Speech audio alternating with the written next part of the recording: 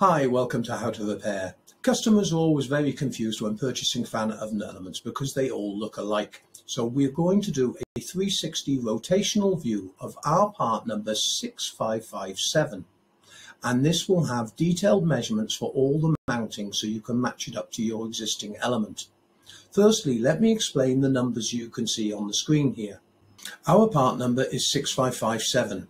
This is how you will find the part on the website. By the way, the link is in the description on this video. The EGO number is the cooker element manufacturing number. This sometimes is stamped onto the mounting plate of the actual element. These elements are then sold to different cooker manufacturers, and they will all produce a different part number for their element. So you will see these numbers in the compares to list. This element is a 2000 watt element. On some individual models of cooker, it may have had a 2500 watt fitted, but now it is replaced with a 2000 watt.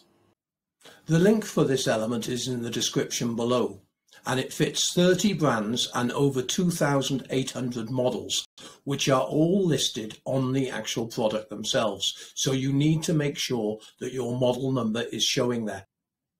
Right, here we have the ohms resistance on both elements. For the 2000 watt, it's 28 approximately if your meter is calibrated, and on the 2500 watt, it is 23. Elements only become faulty for two reasons.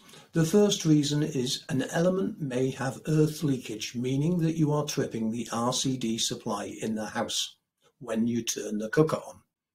The second reason is an element may become open circuit, meaning it's no longer able to produce heat. The fan motor may be running, but the element is not heating. Now, if your element goes on a regular basis, every 6 months or so, you want to make sure that you have checked the fan motor as well. Because if the fan motor is not running at the correct speed, the element might get too hot in one location and cause it to burn out. All you need to do is jump over to our website. The address is above, and I'll also put it in the description below. Enter your model number into the actual search box with the part that you're looking for, and make sure you put the brand in as well. And a full list of parts will come up for your appliance. If you need further help, just feel free to use the Contact Us form. Make sure you fill out all the details correctly, including your full model number and the description of the fault, and I'll either give you a call or I'll reply by email. Thanks very much indeed for watching this video. Please remember to subscribe to the channel. Thanks again for watching.